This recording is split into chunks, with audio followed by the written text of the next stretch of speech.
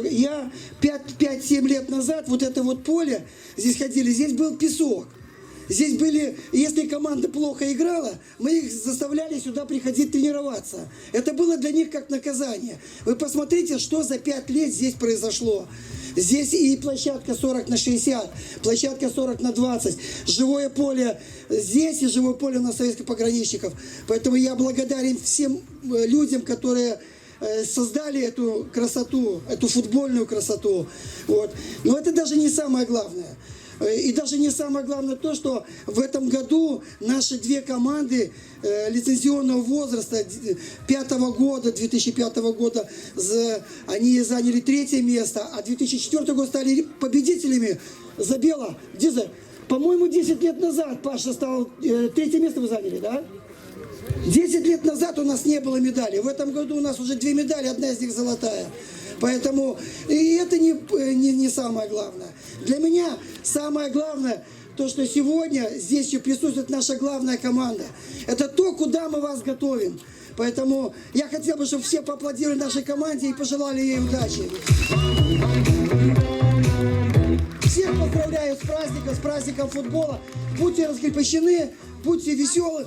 Я хочу пожелать деткам, команда у нас очень хорошая, очень порядочные ребята, очень хорошие.